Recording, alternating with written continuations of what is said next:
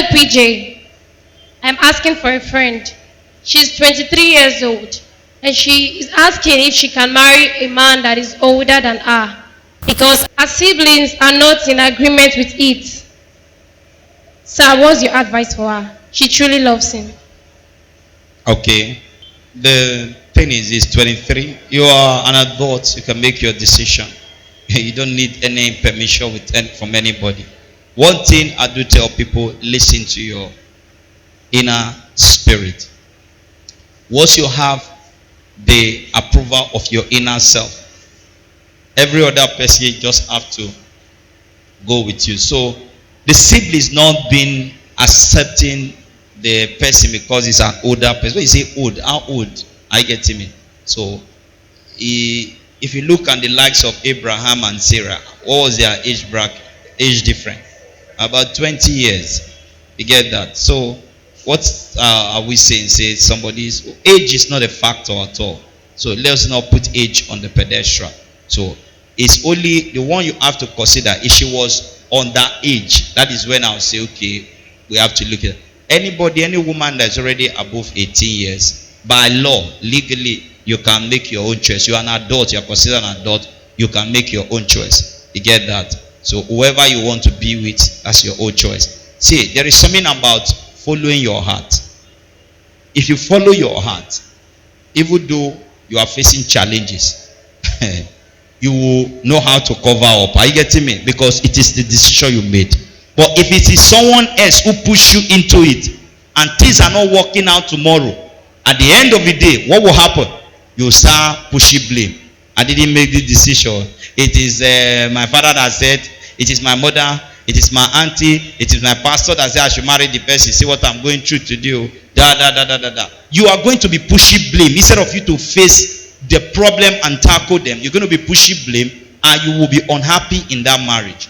So it's always better that you follow your heart. This is what I want for myself. This is exactly what I want. Don't listen to every other third party opinion. They don't really count when it comes to marriage. So, but that is not to say don't listen to advice.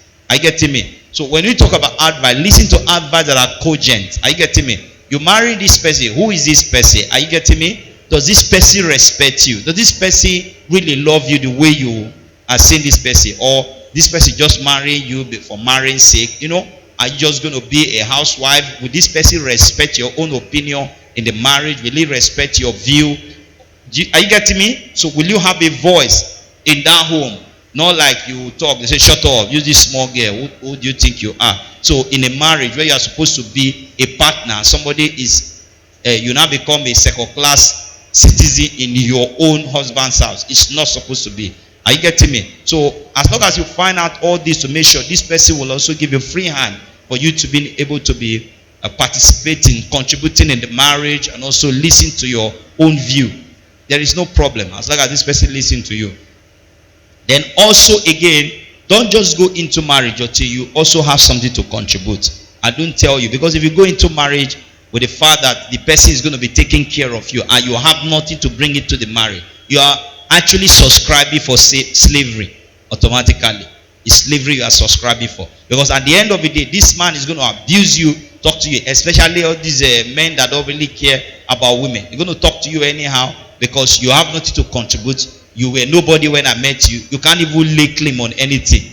That's why I do advise people. It's better to work with a man, grow up together, hustle together, and get to some level. But if that is not your case right now, are you getting me? You have someone who is ready to get married to you, and you are ready, you want to get married, then there is no problem. But make sure your decision is from your heart. Are you getting me? So whatever decision you make, let it be from your heart. As soon as you enter there, whatever comes out of it, you'll be here. That's why even me as a pastor, if you come to me, you tell me about getting married to someone, I'm going to ask you some basic questions. You get that? So as a spiritual person, a spiritual leader, I need to be sure that your spiritual life will be protected in that union.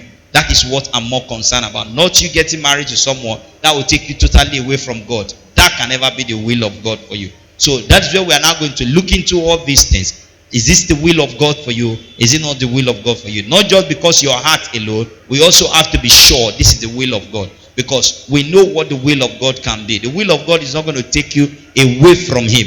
The will of God is not going to put you in a place where you will be unhappy for the rest of your life. The will of God is not going to put you into the hand of a man who is going to be abusing you, talking to you anyhow, humiliating you. So, and from there we can investigate all of this to make sure that you are with the right person that is not going to give you problem and all of that before we can say, okay, go ahead. But we are not making that decision for you per se, but you are the one. All we do is to make sure your decisions are 100% right and follow the will of God. Hallelujah. Let's give a round of applause. We are still on what?